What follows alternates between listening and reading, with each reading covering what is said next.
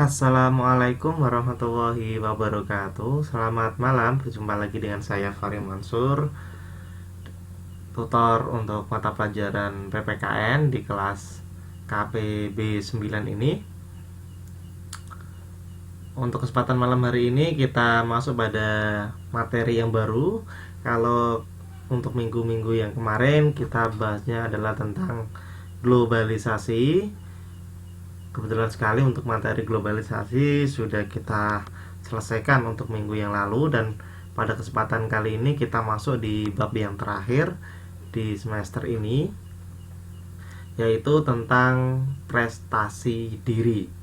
Namun sebelum saya membahas tentang prestasi diri, terlebih dahulu saya menunggu teman-teman dari kelas KPB 9 untuk memasuki kelas sehingga kita dapat melaksanakan proses kegiatan belajar mengajar pada malam hari ini dengan baik, dan semoga tidak ada halangan sedikit apapun.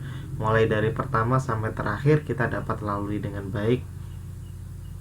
Saya tunggu teman-teman dari kelas KPB 9 untuk beberapa menit ke depan. Setelah itu nanti saya akan mulai. Nanti mungkin ada 1-2 siswa yang masuk, saya akan segera mulai. Saya coba untuk menghubungi teman-teman dari kelas KPB 9 di grup FB.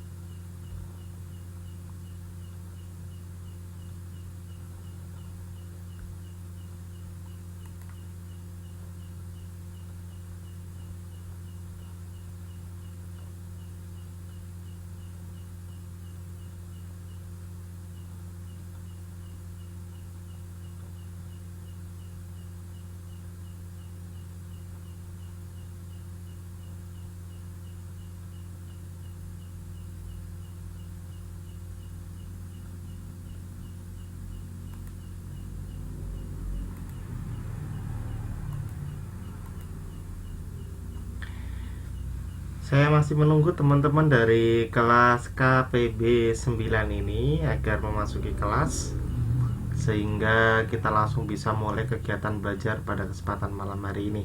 Ini masih belum ada sama sekali untuk siswa-siswinya.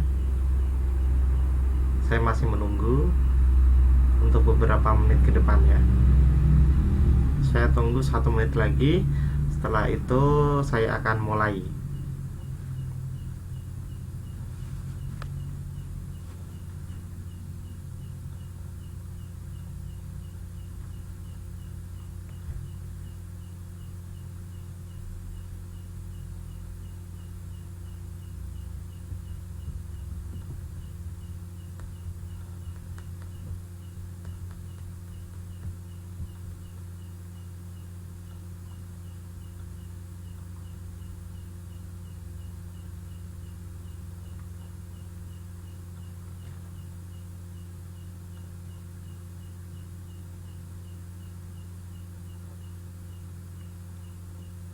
Baik, langsung saja saya mulai untuk kegiatan belajar mengajarnya.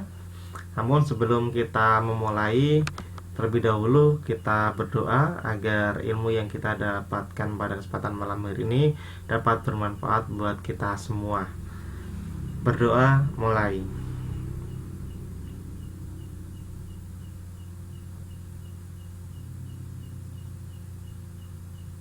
Berdoa selesai. Untuk malam hari ini kita akan belajar tentang prestasi diri. Ya, prestasi diri. Di bab 4 yang akan dibahas adalah tentang prestasi diri. Tujuan pembelajaran pada bab prestasi diri ini ada 6.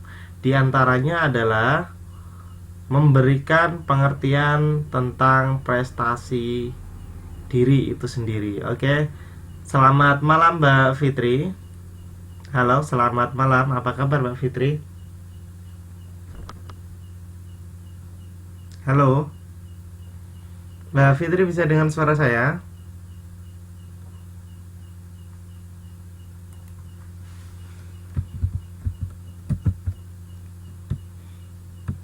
Oke, selamat malam. Alhamdulillah. Kabarnya bagaimana Mbak Fitri malam hari ini?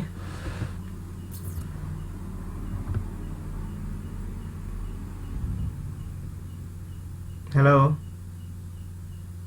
Mbak Fitri, kabarnya bagaimana malam hari ini? Untuk minggu kemarin kalau nggak salah Mbak Fitri nggak bisa masuk ya? Oke, alhamdulillah baik ya. Alhamdulillah. Oke, untuk kesempatan malam hari ini baru saja saya mulai, karena tadi saya tunggu udah sampai 5 menit. Teman-teman masih belum datang. Jadi saya mulai sedikit tadi udah. Baru sampai pada tujuan yang pertama ini. Ini gak apa-apa. Malam hari ini baru Mbak Fitri. Sambil menunggu teman-teman, saya lanjut jelaskan karena untuk menghemat waktu juga ya Mbak. Jadi pada kegiatan pembelajaran untuk malam hari ini kita bahas di bab 4, yaitu tentang prestasi diri. Karena di bab yang kemarin tentang globalisasi kita sudah selesaikan sampai dengan akhir gitu ya. Kemudian dilanjut dengan prestasi diri, di mana pada bab ini memiliki tujuan diantaranya yaitu yang pertama memberikan pengertian tentang prestasi diri itu sendiri. Kemudian nanti menjelaskan konsep peningkatan prestasi. Yang ketiga menyebutkan kebiasaan-kebiasaan apa saja nanti yang dapat merusak prestasi diri. Kemudian menyebutkan motivasi meningkatkan prestasi diri.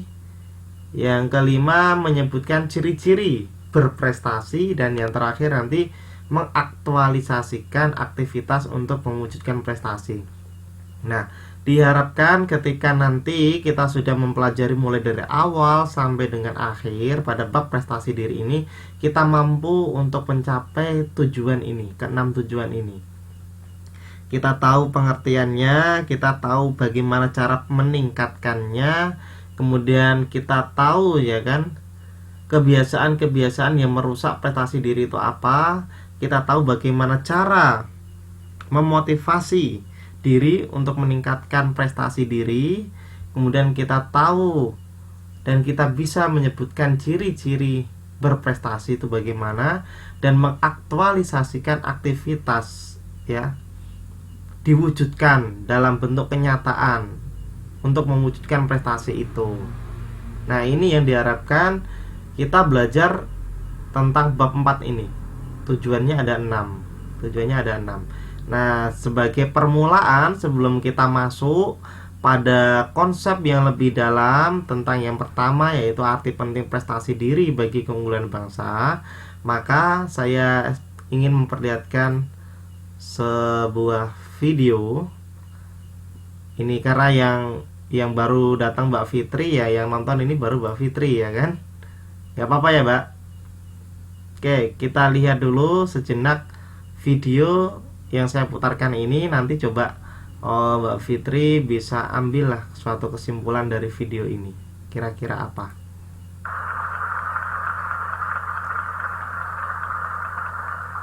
Dulu dia Iya betul Pak Fitri, jadi yang pertama. berjualan telur. Sudah, Tapi sekarang bentar Mbak. kita memiliki Udah kedengaran belum Mbak? Tadi suaranya, suara videonya. Halo, halo Mbak Fitri. Sudah ya? Kalau sudah saya lanjut, maksudnya kayak gitu. Kalau belum kan saya besarkan. Udah penuh deh ini. Bentar. kita sambut Bob Sadino.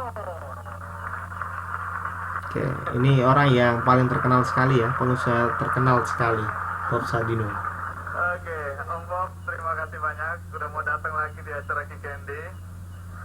Om Bob, pertanyaan pertama. Tadi narasumber adalah tokoh-tokoh yang inspiratif, tokoh-tokoh yang sukses. Bagaimana orang bisa percaya bahwa Anda sukses kalau untuk beli celana aja nggak mampu?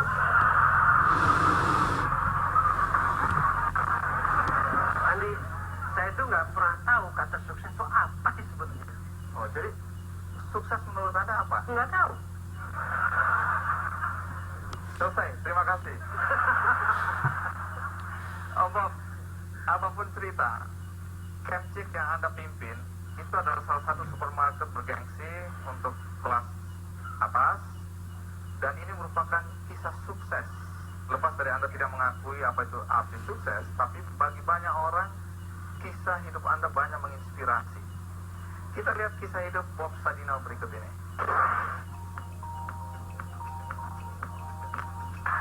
Bob Sadino dikenal sebagai pengusaha sukses dengan jaringan usaha supermarket Kenching. Ia juga sekaligus perintis Ken Food atau perusahaan daging olahan dan Ken Farm atau perusahaan khusus ekspor sayur mayur. Pengusaha nyentrik yang memiliki ciri khas berkemeja dan celana jeans pendek ini awalnya juga bekerja sebagai karyawan perusahaan sebelum akhirnya memutuskan untuk berwirausaha. Bob memulai bisnis sendiri dengan menjadi peternak ayam sekaligus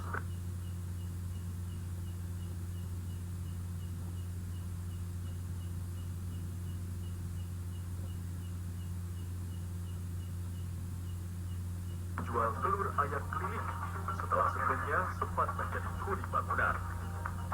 Di tahun 1974, Bob Sadino mengembangkan usahanya dengan berjualan berbagai bahan kebutuhan pokok lainnya. Ia melebarkan usahanya dengan memproduksi sosis atau daging olahan. Selanjutnya, di tahun 80, ia memperkenalkan sistem budidaya tanah tanpa tanah atau hidroponik untuk pertama kalinya di Indonesia.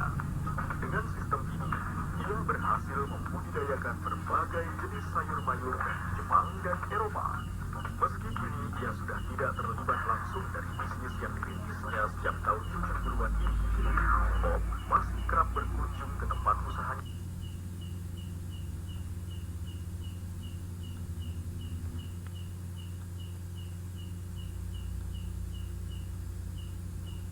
Itu menyapa para pelanggannya dan menjaga hubungan baik dengan mereka.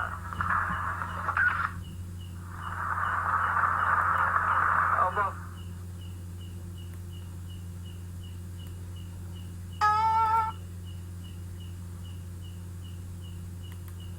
lepas dari Anda suka tidak suka dibilang sukses, orang selalu menganggap Anda sukses. Sebenarnya sekolah Anda sampai di mana sih? Ya ada 3 bulan saya masuk fakultas hukum gitu ya, udah gitu ya udah bubar ya. Jadi berarti saya sama sekali nggak sekolah, SMA aja. Kapan persisnya Anda mulai tergerak untuk merintis usaha, apakah disebut agrobisnis atau supermarket yang menjual sayur-sayuran yang sehat? Ya pada tahun 70 di penghujung saya jadi 1 tahun kuli bangunan itu saya perhatikan kok telur di Indonesia beda sama telur yang saya lihat di Eropa dan Amerika. Apa bedanya? Saya nggak tahu nama ayam itu apa. Saya ambil sepotong kertas, tulis surat sama teman-teman di Belanda, tolong kirimkan anak-anak ayam yang bisa bertelur. Tanpa saya tahu ayam apa itu. Dan sekaligus tolong kirimkan saya majalah bagaimana Pak.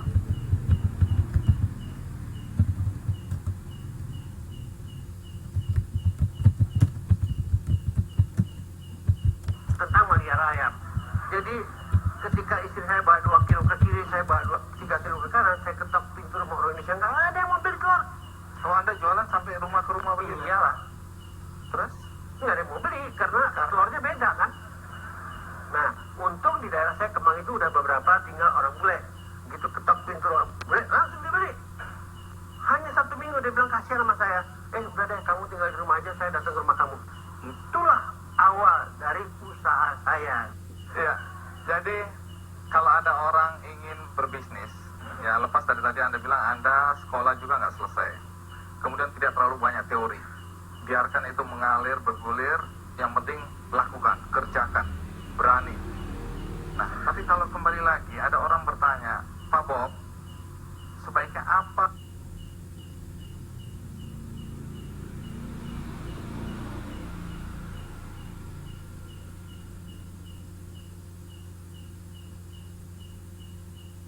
Langkah-langkah yang harus saya lakukan supaya saya bisa mencapai prestasi maksimal dalam dunia bisnis.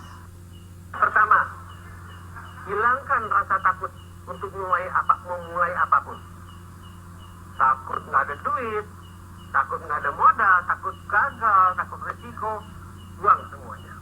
Kedua, jangan mengharap, karena di belakang harapan, setiap harapan ada kekecewaan.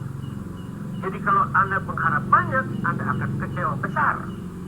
Kalau Anda mengharap setengah-setengah, Anda juga nggak terlampau amat kecewa. Tapi kalau Anda nggak mau kecewa, jangan berharap. Jadi jangan berharap, Anda tidak kecewa. Ngapain berharap gitu? Tadi prakondisinya kan? Sekarang sandaran-sandarannya. Sandaran pertama harus punya kemauan. Ya semua orang juga punya kemauan. Nggak cukup jadinya kan? Kemauan itu harus dilengkapi dengan tekad yang bulat. Dan dia harus berani mengambil peluang. Apalagi? Harus tahan banting dan tidak boleh cengeng. Mau usaha, wah nggak ada duit. Dikasih duit, usaha apa ya? Dikasih tunjuk usahanya, wah gimana pemasarannya? Kalau orang kayak gitu mati aja dah udah.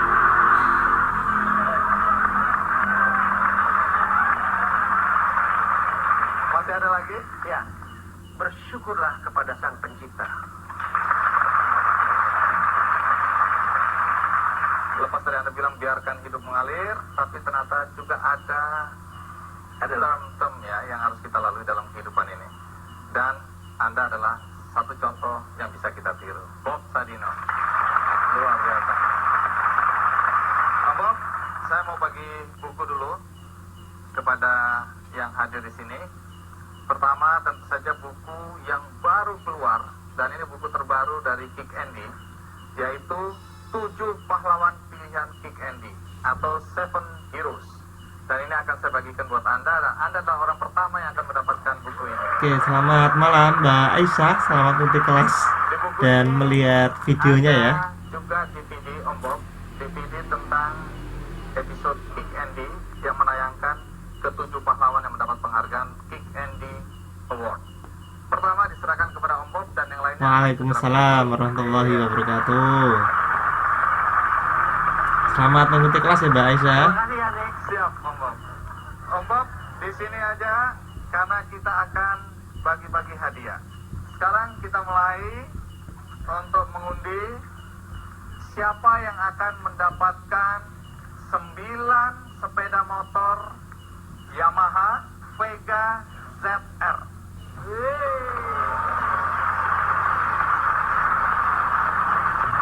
Jadi Om Bob, Yamaha memberikan apresiasi kepada teman-teman kita yang selama. Oke, saya stop ya Mbak sampai di sini. Halo, Mbak Fitri, Mbak Aisyah. Halo. Halo. Oke, untuk kesempatan malam hari ini, ya saya mengulang kembali. Untuk khususnya Mbak Aisyah mungkin dan Mbak Fitri tadi sudah tahu ya. Untuk malam hari ini kita akan membahas tentang prestasi diri.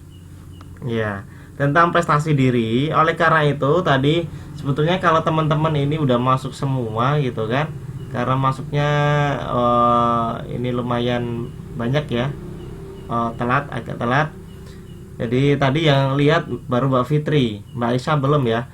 Jadi ini ada sebuah video ini yang menceritakan tentang karir seorang Bob Sadino yang dimulai dari awal dia sejak baru berjualan telur gitu kan, berjualan telur sampai dia akhirnya punya suatu perusahaan besar gitu ya, khususnya tadi perusahaan ekspor khusus sayur dan masih banyak yang lainnya. Itu adalah berkat dari jeripaya seorang Bob Sadino. Nah ini suatu prestasi yang ditempuh oleh Bob Sadino. Kemudian tadi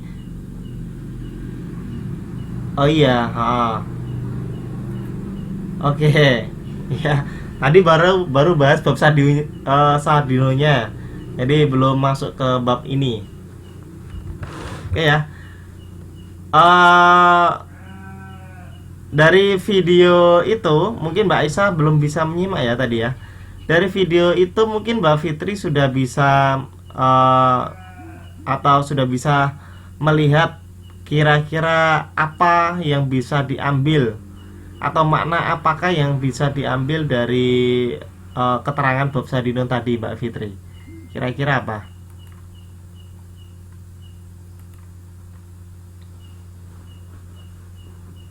Halo.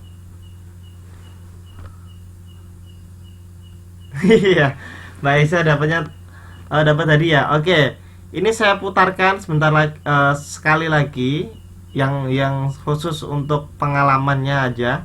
Untuk yang pembagian hadiah tidak perlu ya, saya kira. Ini, oke. Ini ya Mbak, disimak lagi sebentar biar lebih tahu, lebih paham, karena ini hubungannya dengan prestasi diri. Dulu dia harus bertahan hidup dengan berjualan telur. Tapi sekarang dia memiliki supermarket yang terkenal di Indonesia. Siapa pria nyentrik ini? Kita sambut Bob Sadino.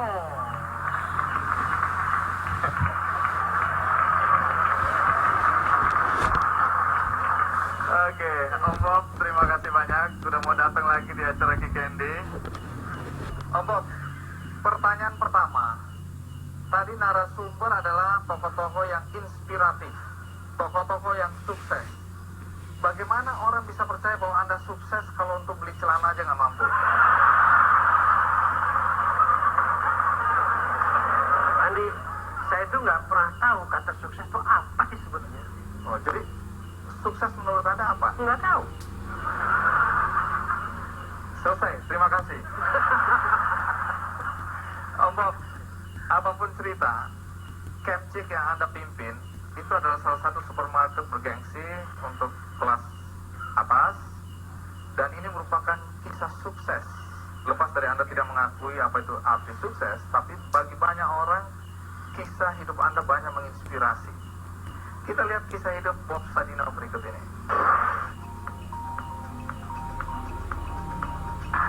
Bob Sadino dikenal sebagai pengusaha sukses dengan jaringan usaha supermarket Kemcik. Ia juga sekaligus perintis Ken Food atau perusahaan daging olahan ikan Ken Farm atau perusahaan khusus ekspor sayur mayur. Pengusaha nyentrik yang memiliki ciri khas berkemeja dan celana jeans pendek ini awalnya juga bekerja sebagai karyawan perusahaan sebelum akhirnya memutuskan untuk berwirausaha. Bob memulai bisnis sendiri dengan menjadi peternak ayam sekaligus menjual telur ayam keliling setelah sebelumnya sempat menjadi kuli bangunan. Di tahun 1974, Bob Sadino mengembangkan usahanya dengan berjualan berbagai bahan kebutuhan pokok lainnya. Dia melebarkan usahanya dengan memproduksi sosis atau daging olahan. Selanjutnya, di tahun 80-an, dia memperkenalkan sistem budidaya tanah tanpa tanah atau hidroponik untuk pertama kalinya di Indonesia. Dengan sistem ini, ia berhasil membudidayakan berbagai jenis sayur mayur dari Jepang dan Eropa. Meski kini ia sudah tidak terlibat langsung dari bisnis yang dirintisnya sejak tahun 70-an ini, Bob masih kerap berkunjung ke tempat usahanya itu, menyapa para pelanggannya dan menjaga hubungan baik dengan mereka.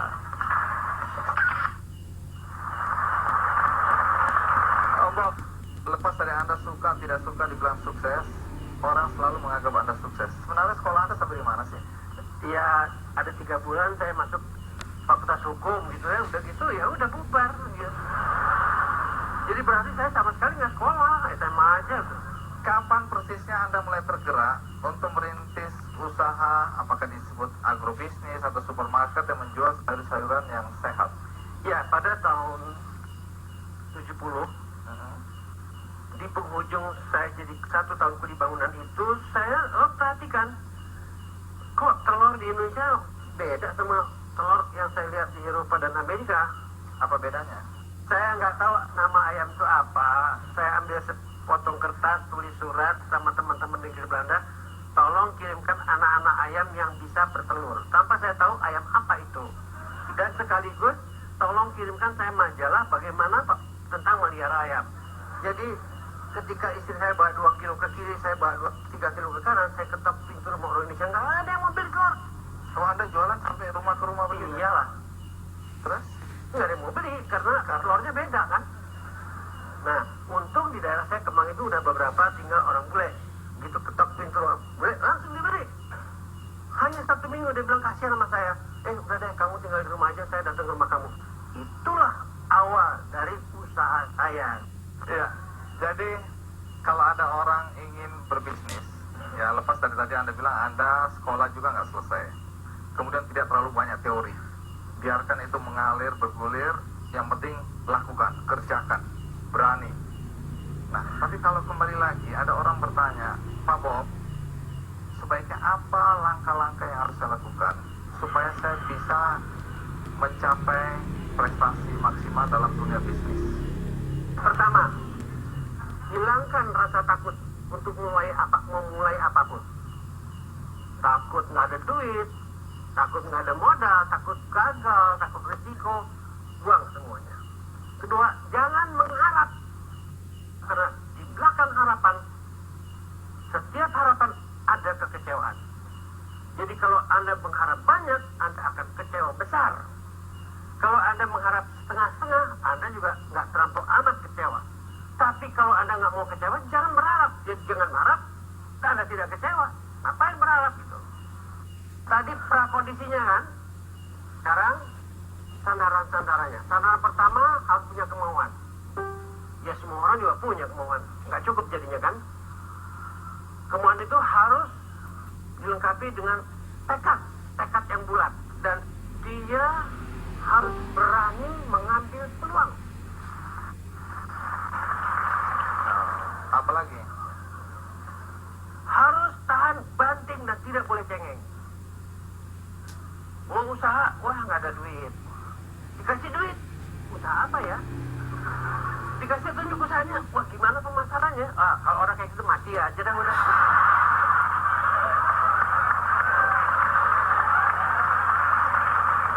Masih ada lagi?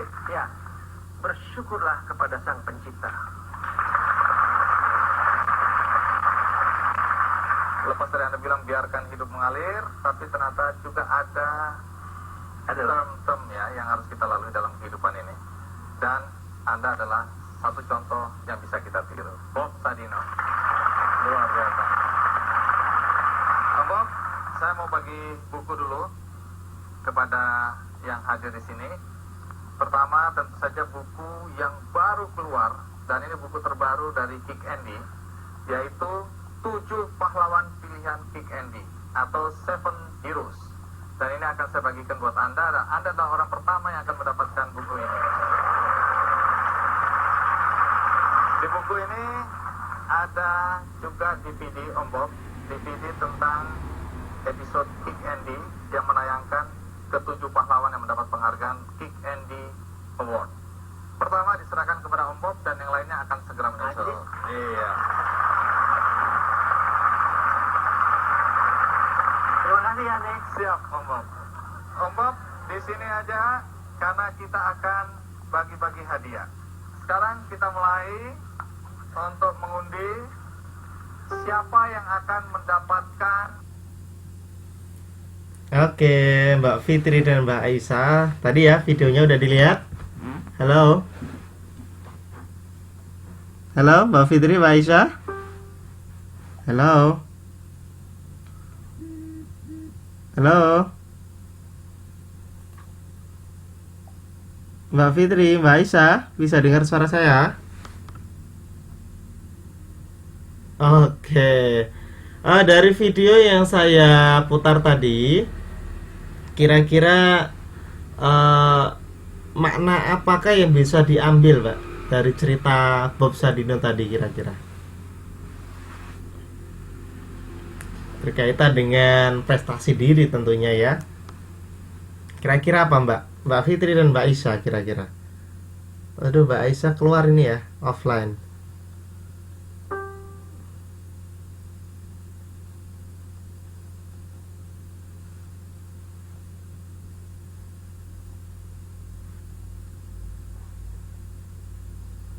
Halo.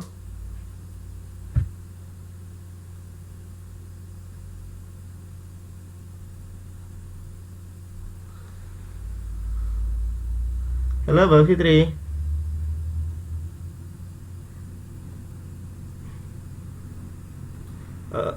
Iya, Mbak Isa. Ini bentar ya.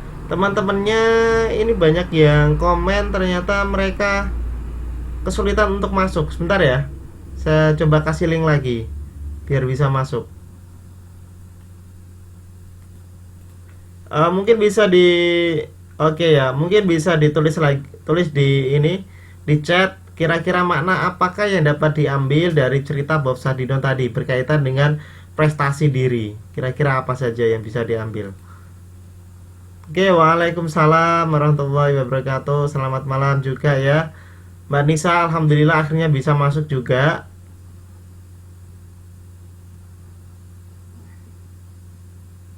Oke. Mbak Sari tadi udah diberitahu belum nggak? Cara masuknya bagaimana?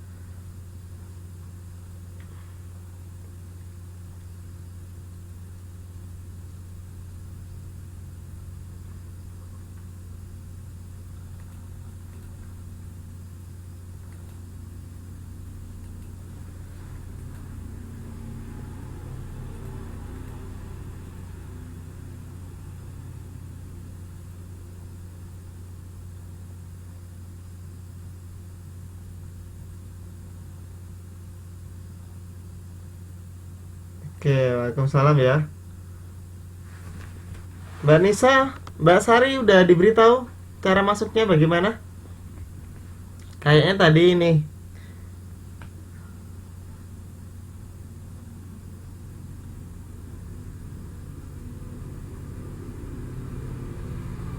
Oke, ya ya. Mbak Sari tolong diberitahu ya, Mbak. Diminta untuk yang kedua ya. Yang seperti Mbak Nisa biar bisa masuk ke kelas kasihan. Oke, saya minta bantuannya ya. Tolong diberitahu. Ya, Mbak Siti Nuraini, selamat datang, selamat masuk di kelas.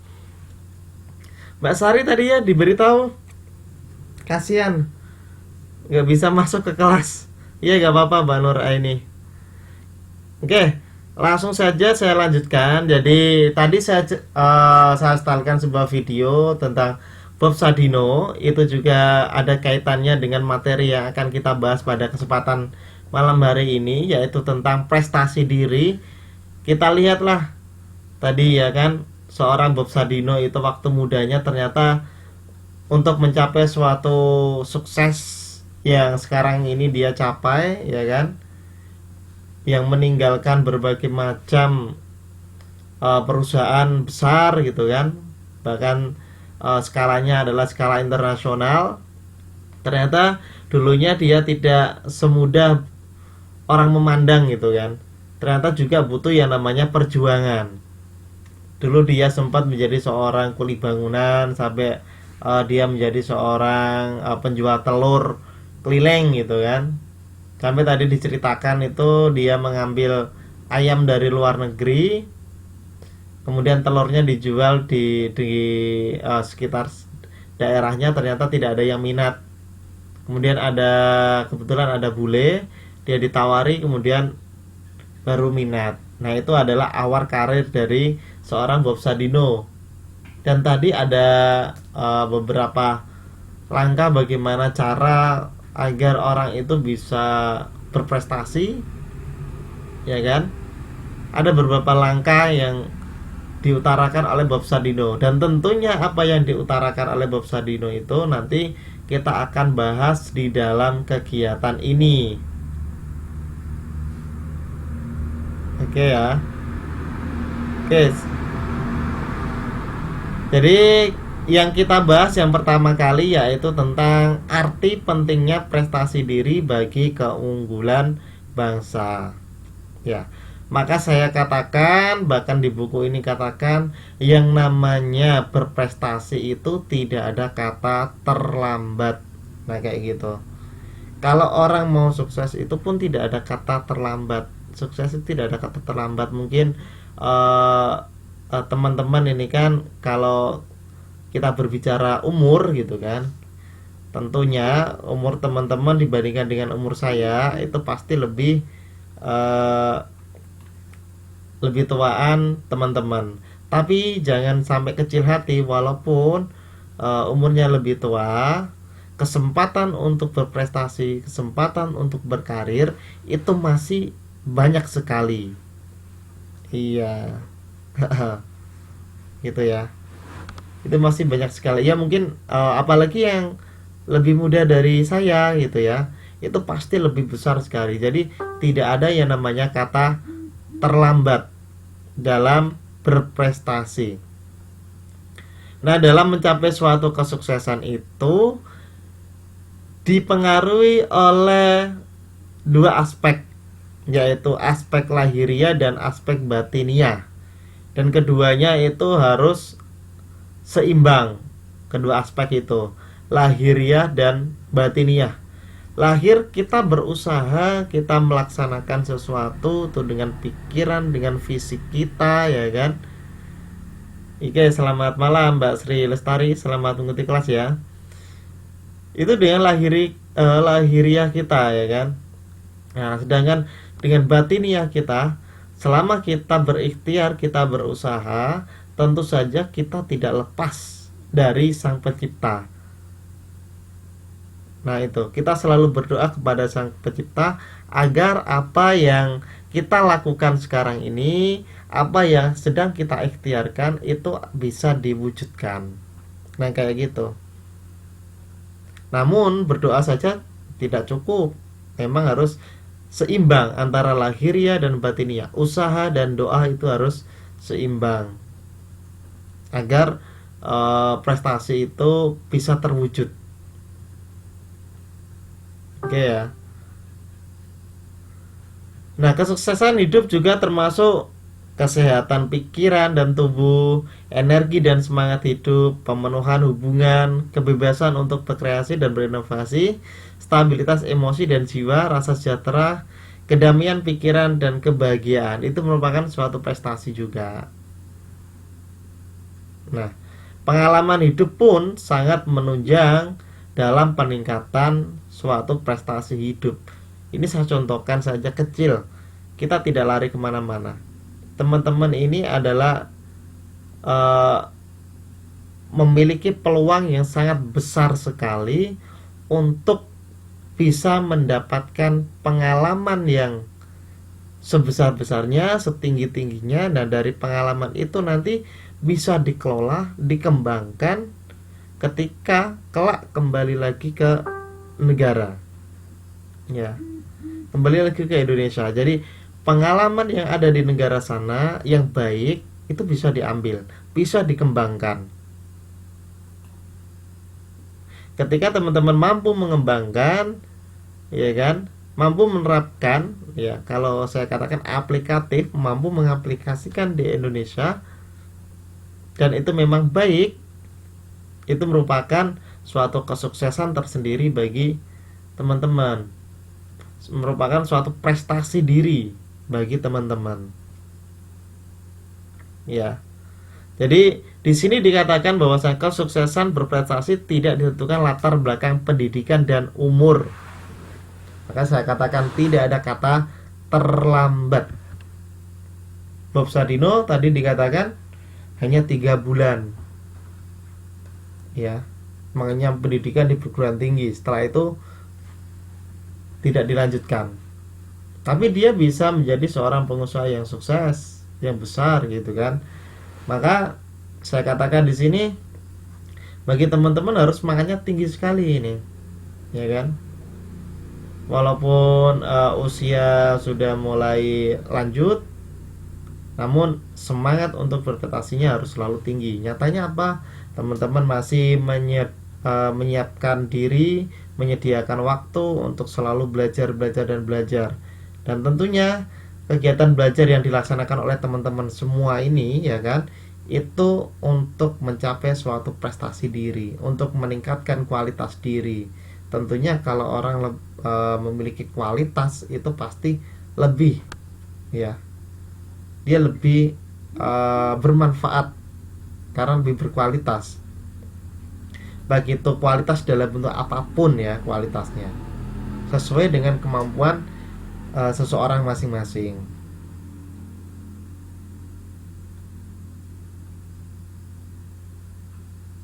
Oke, jadi pendidikan yang tinggi itu tidak menjadi sebuah jaminan. Oke, Mbak Isa, tidak apa-apa ya, silakan. Jadi pendidikan yang tinggi itu tidak bisa menjadikan jaminan bahwasanya orang itu pasti akan sukses. Karena yang menjadikan sukses itu bukan karena pendidikan tingginya. Sebetulnya bukan karena pendidikan tingginya. Banyak sekali orang yang memiliki pendidikan tinggi tapi ternyata dia tidak mampu mengembangkan pendidikannya tersebut. Akhirnya apa? Dia tidak bisa mendapatkan apa yang dia cita-citakan, apa yang dia impikan. Nah, seperti itu banyak sekali, ya kan. Kalau saya katakan sarjana yang menjadi orang sukses banyak, tapi sarjana yang masih nganggur pun juga banyak. Nah, kayak gitu. Saya katakan seperti itu. Memang itu kenyataannya, realnya seperti itu. Tinggal mereka mampu tidak untuk mengembangkan diri, mengembangkan bakatnya, kayak gitu. Kalau dia tidak mampu mengembangkan bakatnya, mengembangkan dirinya, tidak mampu bersaing, maka dia akan tertinggal, gitu aja. Ya kan? Maka di sini ada rumus untuk keberhasilan berprestasi. Bagaimana sih rumusnya? Rumusnya tadi ya, keberhasilan itu sama dengan usaha. Ya. Keberhasilan itu sama dengan usaha, kemampuan, sikap mental yang positif. Maka dikatakan oleh Bob Sadino tadi, ya kan, kalau orang mau berusaha itu harus yakin dulu, yakin, dan jangan berharap, yang penting berusaha, kayak gitu. Bob Sadino mengatakan seperti itu, harus berusaha, jangan berharap. Kalau banyak berharap artinya banyak penyesalan, karena dibalik harapan pasti ada penyesalan jika harapannya tidak tercapai. Nah, kayak gitu. Itu gambaran dari seorang pengusaha yang sukses, yang memang dia menerapkan rumus ini, ya kan. Halo, sepi banget ini kayaknya. Halo, Mbak Isa, Mbak Siti, Mbak Sri, Mbak Fitri, Mbak Nisa. Halo, suara saya terdengar? Oke, ya, nampaknya kok sepi banget gitu, nggak ada komen-komen atau apa. Dari penjelasan saya, ada yang tanyakan dulu? Silakan. Dari penjelasan saya, mungkin ada yang tanyakan terlebih dahulu. Oh, lagi serius ya? Oke, iya memang. Ini prestasi diri. Ini penting sekali loh, Mbak. Ya, ini penting sekali karena ini adalah kebutuhan kita semua. Karena apa? Setiap orang pasti ingin sukses. Setiap orang pasti ingin berprestasi gitu kan. Nah, pada kesempatan malam hari ini kita bahas itu ya. Kita bahas. Maka tadi di awal saya berikan suatu dorongan, suatu motivasi bagaimana sih caranya untuk bisa menjadi orang yang berprestasi diri atau menjadi orang yang sukses itu bagaimana. Saya ambil contoh tadi seorang Bob Sadino kayak gitu ya. Mungkin ada teman-teman ini yang belum melihat tadi ya, karena tadi yang melihat baru Mbak Aisyah sama Mbak Fitri, yang lainnya belum lihat. Oke. Tidak ada yang tanyakan terlebih dahulu dari penjelasan saya tadi? Oke. Tidak ada ya. Nah, dalam mencapai suatu prestasi diri yang maksimal, tentunya pada titik puncak. Kalau saya katakan tadi, ini contohnya masih sama seorang Bob Sadino, sampai puncak jadi orang yang sukses. Tentu dia tidak semudah apa yang kita bayangkan jalannya. Dia pasti menghadapi yang namanya halang rintangan.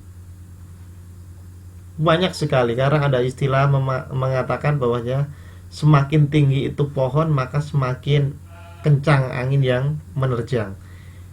Itu ya sama juga. Ketika kita ingin mendapatkan suatu prestasi yang besar, kita punya usaha yang besar, pasti di dalamnya ada yang namanya suatu halang rintangan atau ada yang namanya suatu persaingan.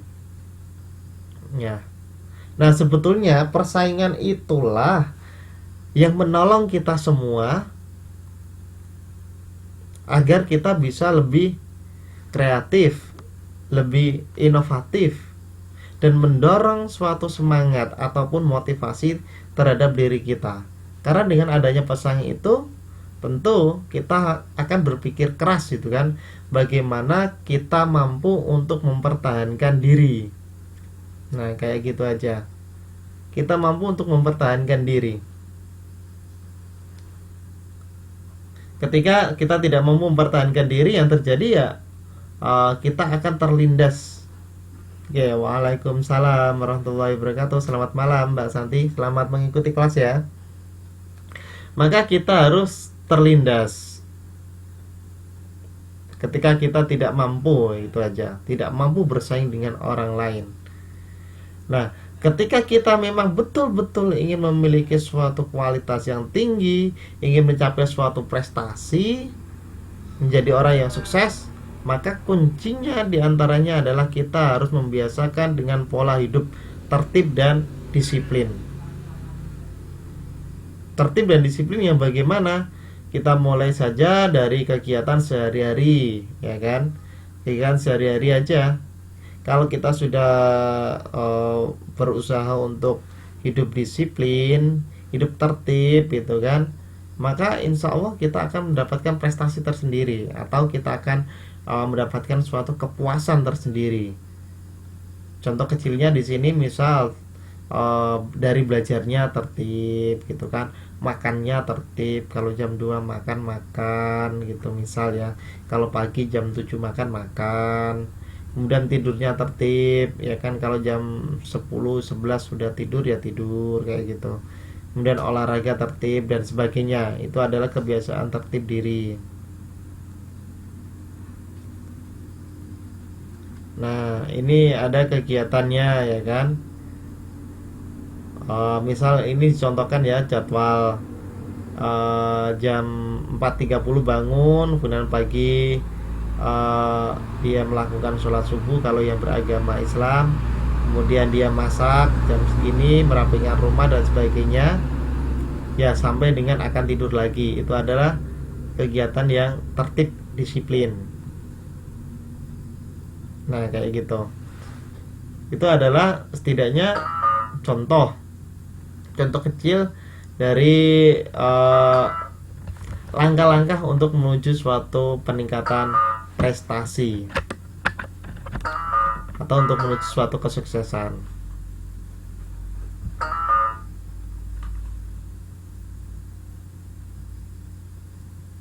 Nah, kalau kita menjadi seorang pelajar, apa yang harus kita lakukan untuk mencapai suatu keberhasilan atau mencapai suatu prestasi?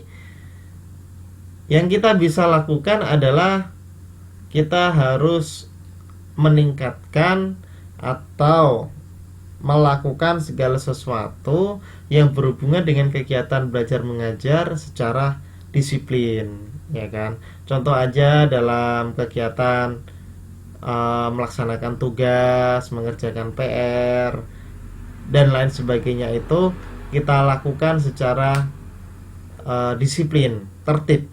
Nah, kayak gitu. Nah, apalagi pendidikan ini memang sangat penting, khususnya karena kita kemarin kan udah membahas masalah globalisasi, ya kan, ada globalisasi pendidikan juga.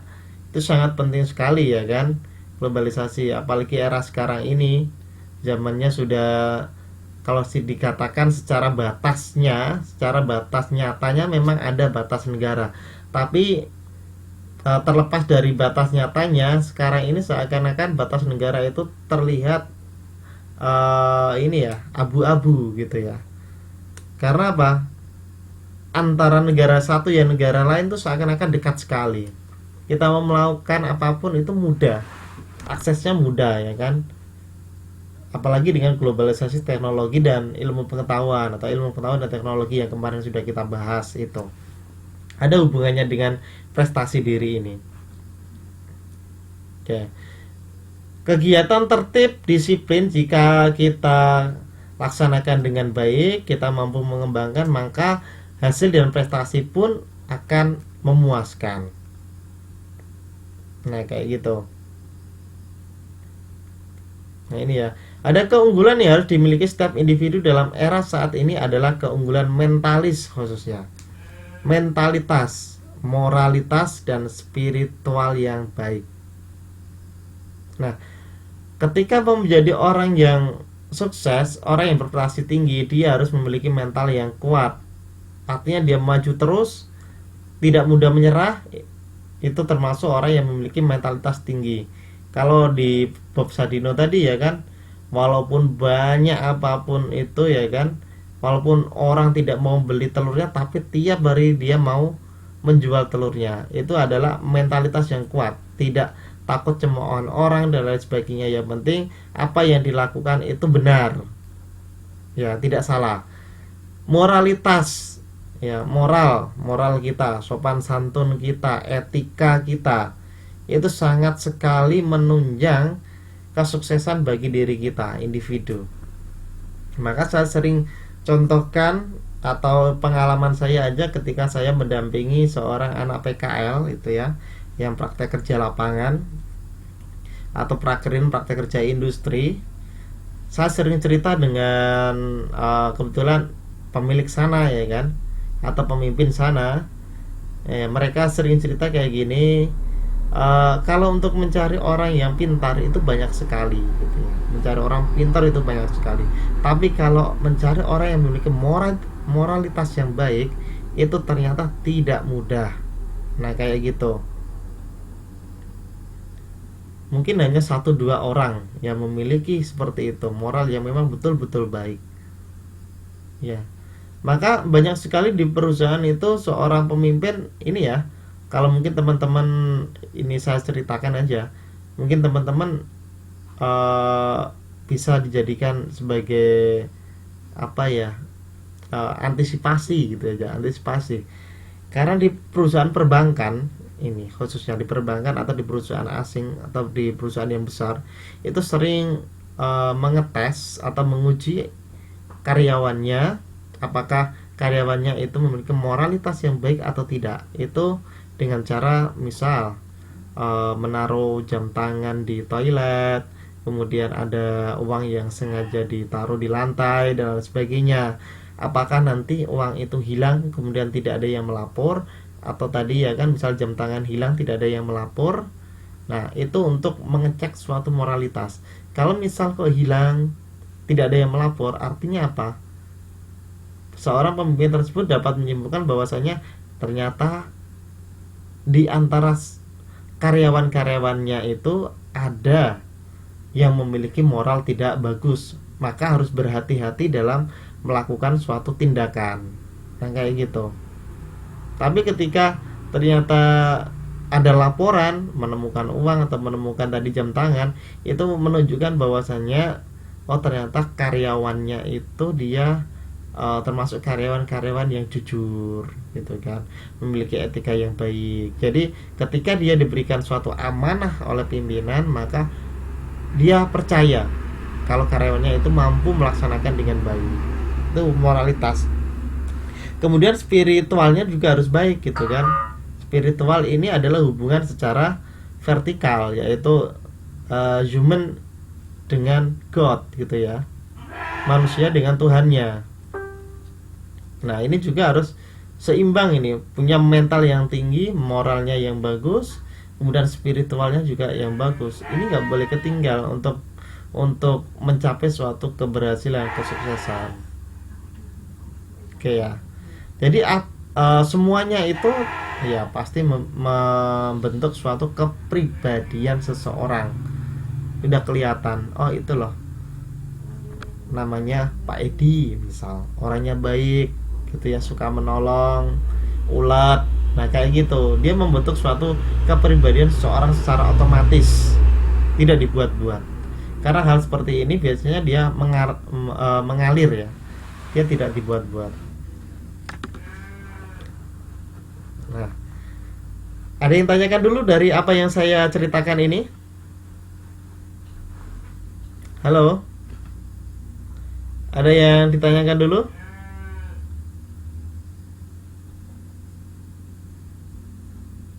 Halo? Tidak ada. Kalau tidak ada pertanyaan, saya nggak paham apa yang saya jelaskan tadi ya. Nah, kita kembali lagi sebagai seorang pelajar, kira-kira apa sih untuk mencapai suatu prestasi yang baik, prestasi diri yang baik, itu hal apa saja yang perlu kita lakukan gitu kan? Nah, diantaranya adalah yang pertama, taat dan siap melakukan pekerjaan apapun yang ditugaskan oleh guru atau sekolah. Teman-teman siap atau belum? Halo? Untuk mencapai prestasi ini, langkah yang pertama, taat dan siap melakukan pekerjaan apapun yang ditugaskan oleh guru atau sekolah. Tentunya ada hubungannya ya, tidak melenceng dari ini tugas pelajar. Insya Allah siap ya. Oke, kalau siap berarti bekal yang pertama sudah dimiliki. Nah, sekarang yang kedua, melaksanakan tugas dengan niat yang ikhlas dan tulus. Nah, saya mau tanya, ketika saya memberikan tugas, kira-kira teman-teman mengerjakannya ini dengan ikhlas apa dengan gerundel? Ayo. Halo? Ikhlas. Benar, yang lain ikhlas atau enggak? Kira-kira ikhlas atau enggak? Ikhlas ya. Oke. Kalau teman-teman sudah bisa mengerjakan ini dengan ikhlas, berarti sudah mengantongi 2. Ya, sudah 2.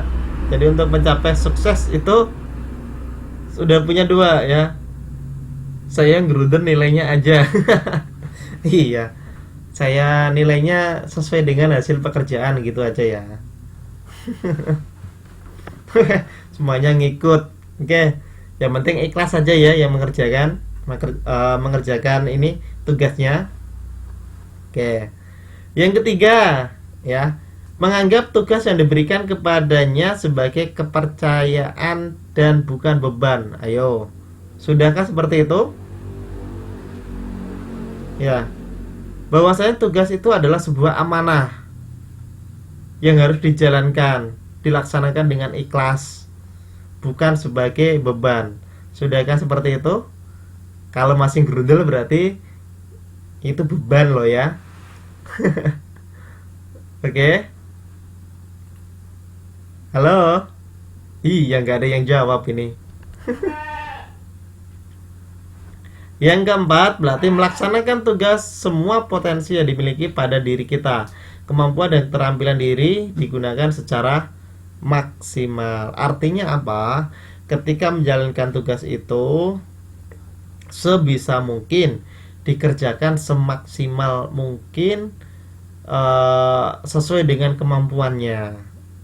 Ya, dikerjakan sesuai dengan kemampuannya saja.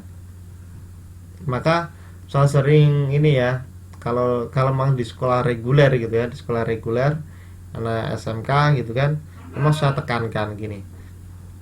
Misal dia ulangan gitu ya, dia ulangan. Ya, misal kamu dapat nilai bagus, tapi hasil kalian itu istilahnya adalah menyontek ataupun bekerja sama dengan teman yang lain, itu sama aja kalian bohong. Saya katakan seperti itu. Itu adalah hasil yang bohong. Tidak ada artinya apa-apa. Ya kan? Karena kamu tidak akan mendapatkan suatu kepuasan. Misal aja kamu dapat nilai 90 gitu ya. 90 tapi hasil dari nyontek ataupun hasil dari hasil dari bantuan oleh temen, itu nggak ada artinya, nggak ada kepuasannya.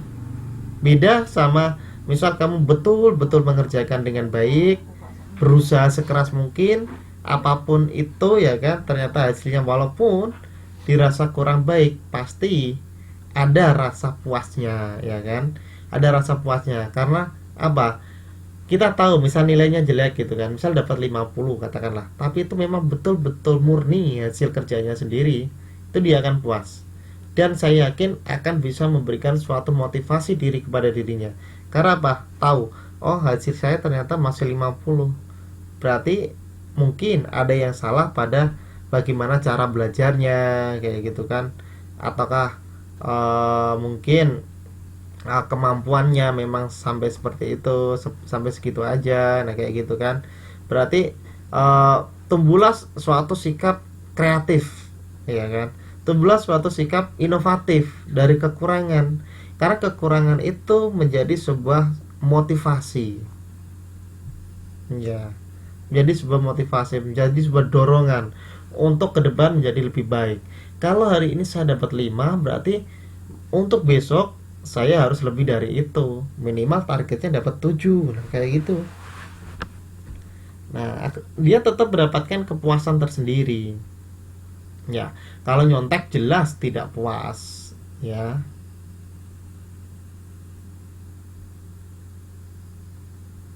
Oke. Iya, mungkin yang mengerjakan rajin tapi dapatnya sedikit. Ya, saya katakan tadi, ketika masih mendapatkan sedikit jangan langsung down ya, langsung down. Tapi jadikanlah nilai yang sedikit itu sebagai cambuk motivasi diri. Cambuk motivasi diri untuk memperbaiki diri ke depan agar lebih baik lagi. Insya Allah pasti lebih baik. Karena apa? Pasti akan mendapatkan penghargaan tersendiri kalau itu hasil kerjaannya ya kan. Iya, tenang aja teman-teman. Oke. Yang berikutnya yaitu memiliki semangat tinggi karena sadar bahwa semangat yang tinggi akan mencapai hasil yang maksimal. Nah itu. Iya. Jadi ketika down ya, kita nyambung ya. Ketika down, ya down itu sebetulnya adalah sebuah alat yang digunakan untuk mendorong diri kita untuk menjadi lebih baik lagi.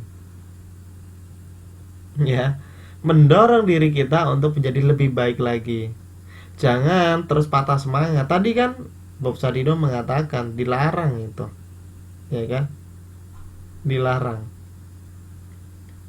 Tidak boleh seperti itu. Kita harus memiliki semangat yang tinggi untuk selalu mendapatkan hasil yang lebih baik ya. Untuk bisa mendapatkan hasil yang lebih baik itu memang semangatnya harus tinggi. Ketika teman-teman bisa seperti inilah ya, melaksanakan tugas yang seperti ini khususnya untuk anak sekolah, siswa-siswi sekolah ya kan, teman-teman yang ada di sini juga karena masih menempuh pendidikan, maka ini perlu sekali untuk mendapatkan prestasi. Prestasinya dalam apa? Ranking tentunya ya kan, ranking peringkat. Maka misal Mbak Sri dapat 80, Mbak Santi dapat 90, berarti nanti Mbak Sri harus punya ini motivasi. Wah, Mbak Santi kok bisa dapat 90, bagaimana ya caranya? Kayak gitu kan.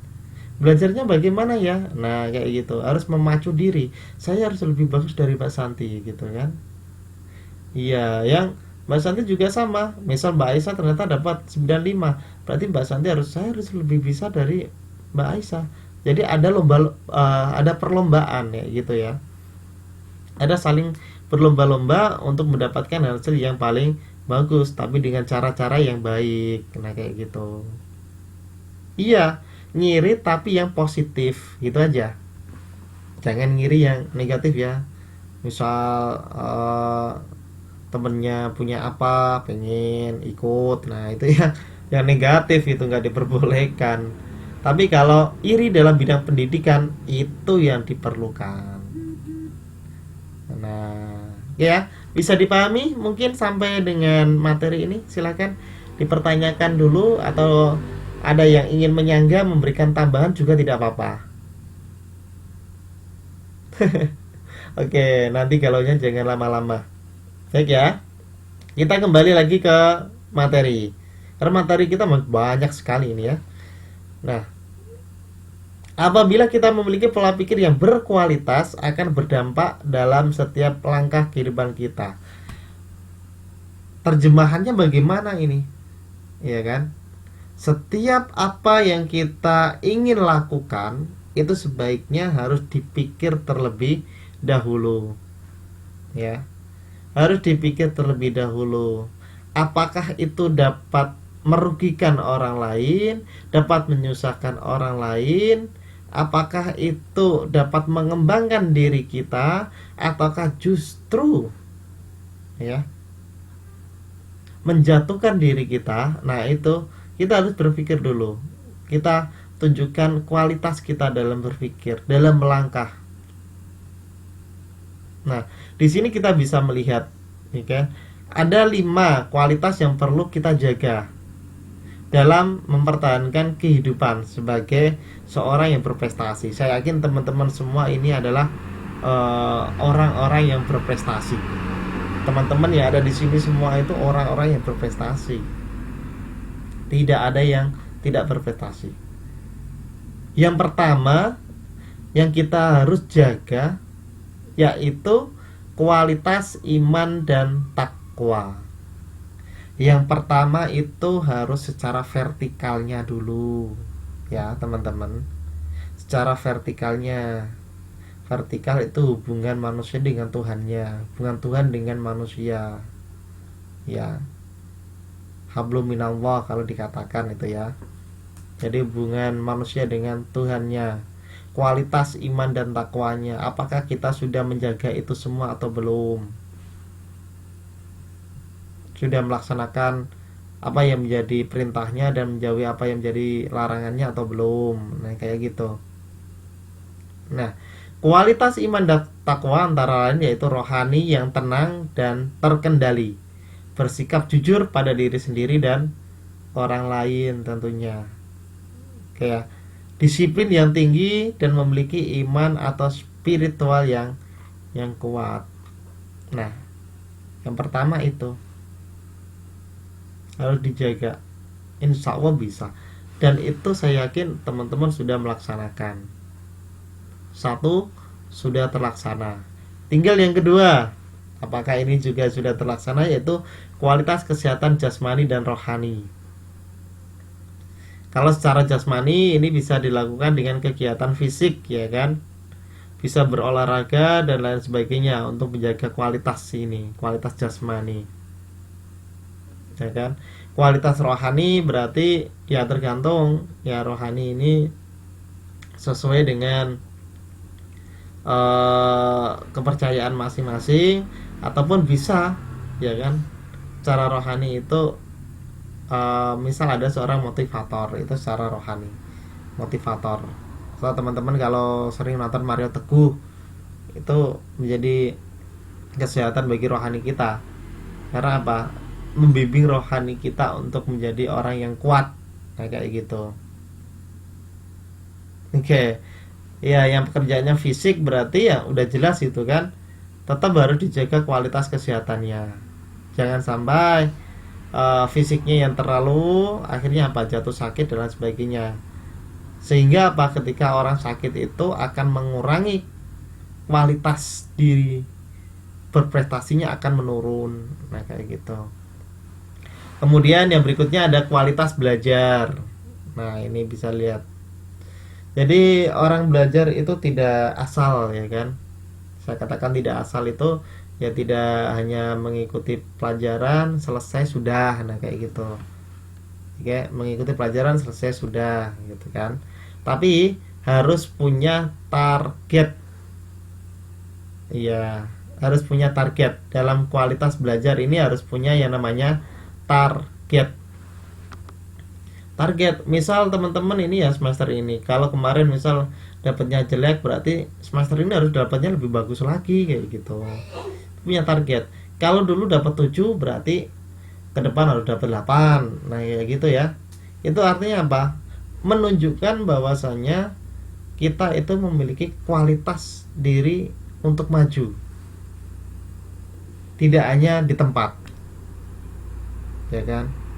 Ini lulus dengan nilai yang terbaik bagi diri sendiri. Belajar sesuai jalur sukses pribadi. Belajar itu ada banyak caranya loh teman-teman, ya kan? Sesuai dengan kehendak teman-teman sendiri, bebas. Ada itu orang yang suka belajarnya sambil dengerin musik, ada. Ada orang yang suka belajarnya sambil jalan-jalan juga ada. Ada orang yang suka belajarnya di tempat gelap juga ada, ya kan? Macem-macem lah caranya kayak gitu ya. Tergantung dari teman-teman enaknya yang bagaimana. Tapi jangan belajar sambil tidur gitu ya. Kalau belajar sambil tidur yang ada mimpi. Ya, nggak ada yang dibaca itu ya. Mimpi. Iya, Mbak Santi suka gelap ini. Oke. Oke ya. Jadi memang segala sesuatu yang kita impikan, apalagi impian itu besar sekali, pendidikan itu sangat penting. Karena walaupun dikatakan bahwasanya pendidikan itu tidak seutuhnya, ya kan, tidak seutuhnya memberikan jaminan bahwasanya kita itu akan menjadi orang yang sukses atau berhasil sampai dikatakan bahwasanya bukan Mario ya, tadi seorang Bob Sadino, sukses itu apa dia pun tidak tahu, ya kan, nggak ngerti sukses itu apa. Ya intinya sukses ya ketika kita berharap dan harapan itu tercapai, ya sukses kayak gitu. Gampang kan terjemahannya. Misal kita pengen makan nasi goreng gitu kan, kita pengen makan nasi goreng, terus akhirnya kita keturutan udah bisa makan nasi goreng, ya udah kita sukses berarti. Kayak gitu aja. Nah, kita mau beli HP, misal kita mau beli HP baru gitu kan. Nah, kita butuh perjuangan, nabung dan lain sebagainya, itu kan, kerja keras itu kan, sampai jatah uang makan dikurangin dan lain sebagainya. Akhirnya kita bisa beli HP tadi yang kita harapkan. Ketika kita sudah mampu tadi membeli HP, ya udah, berarti itulah kesuksesan. Kayak gitu, simple ya.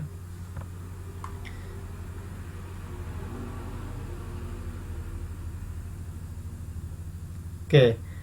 Halo. Halo. Halo teman-teman semua. Kok pada diam ini? Oke. Ya. Oke, saya senang kalau ini ada dialog gitu. Saya senang kalau ada dialog. Kalau teman-teman pada diem, saya susah, ya kan? Susah, sepi kayak gitu. Kalau ada dialog ya. Jadi bisa saya katakan lagi bahwasanya memang pendidikan itu juga penting. Ya, pendidikan itu penting. Karena dengan pendidikan itulah jalan, bahasanya tiket lah. Tiket orang untuk mencapai cita-cita itu salah satunya adalah dengan pendidikan, ya kan, dengan pendidikan. Maka di dalam pendidikan itu juga harus yang namanya harus ada yang namanya target, ya, targetnya mau dicapai sampai mana itu harus bisa dicapai. Ya, berikutnya yaitu ada kualitas harmonisasi keluarga. Nah, iya, betul, pendidikan itu harus nomor 1. ya kan? Pendidikan nomor satu. Khususnya apa? Pendidikan Pancasila. Karena sila satu yaitu di Pancasila adalah ketuhanan. Tadi makanya ketuhanan itu pasti taruh di atas. Karena hablum minallah, baru masuk ke hablum minannasnya. Hubungannya dengan manusia yang lain gitu ya, dengan sesama. Nah, yang berikutnya adalah kualitas harmonisasi keluarga. Nah, kualitas harmonisasi keluarga meliputi memiliki kualitas kepemimpinan yang baik. Ya. Memiliki hasrat menjadi figur yang bisa diteladani dan mempunyai pasangan hidup yang mendukung impian dan cita-cita di masa depan. Oke, kalau ini saya belum bisa banyak cerita karena saya yakin teman-teman ini lebih berpengalaman ya gitu ya. Gitu. Saya belum bisa banyak cerita karena saya yakin pengalamannya lebih banyak teman-teman ya ada di sini. Hubungannya dengan kualitas harmonisasi. Tapi lepas dari keluarga, tentang masalah kepemimpinan memang harus yang namanya seorang pemimpin itu harus bisa ditiru. Ya kan? Bisa ditiru. Seorang pemimpin harus bisa memberikan suatu contoh kayak gitu ya, contoh yang baik. Sehingga seorang makmumnya itu bisa menirunya, bisa mengikutinya. Nah kayak gitu. Ini adalah sebuah kualitas harmonisasi keluarga. Dan tentunya yang menjadi makmum itu bisa menjadi sebuah dorongan atau motivasi untuk menggapai semua harapan yang ada atau menggapai sebuah cita-cita. Itu adalah kualitas harmonisasi keluarga. Kemudian ada kualitas hubungan sosial. Jadi tidak hanya dengan keluarga kecil tapi juga dengan sosial atau dengan orang banyak hubungannya. Ada interaksi yang baik, interaksi yang bermanfaat kayak gitu ya. Nah, oke, dalam mencapai prestasi ada kebiasaan-kebiasaan hidup yang merusak peningkatan prestasi. Kebiasaan adalah perilaku baik sadar maupun tidak disadari dikerjakan secara berulang-ulang. Nah ini, kebiasaan mempunyai nilai subjektif yang tinggi. Kebiasaan tidak baik akan membawa akibat pada peningkatan prestasi dan lingkungan. Itu adalah kebiasaan. Maka apa? Kita sebaiknya membiasakan suatu kegiatan yang baik. Karena kebiasaan itu suatu kegiatan yang dilaksanakan berulang kali, berulang-ulang kayak gitu ya. Oke. Untuk malam hari ini kita sampai di sini dulu. Kita akan lanjutkan untuk minggu depan. Namun sebelum saya akhiri, ada yang ditanyakan terlebih dahulu berkaitan dengan materi kita malam hari ini, berkaitan dengan prestasi diri. Ditanyakan dulu. Halo. Ada yang tanyakan? Mbak Fitri, Mbak Siti, Mbak Sri, Mbak Santi, Mbak Aisyah. Ada yang belum saya senggol tadi? Udah ya, udah semua. Oke, ada yang tanyakan dulu teman-teman yang ada di sini? Insya Allah tidak ada. Kalau tidak ada, sebagai bentuk tadi materi kita ya kan. Ini ada tugas dari saya teman-teman. Di kegiatan siswa nanti bisa dilihat di modul ya. Di kegiatan siswa nanti dibaca, kemudian dijawab apa yang menjadi sebuah pertanyaan. Nah ini ada 3 pertanyaan, ini silakan dijawab. Oke? Siap ya? Agar bisa berprestasi berarti harus siap, ikhlas, dan tidak menganggap sebagai beban gitu ya. Oke, terima kasih atas perhatian teman-teman semua. Saya akhiri untuk kegiatan malam hari ini, semoga bermanfaat. Oke, assalamualaikum warahmatullahi wabarakatuh. Selamat malam.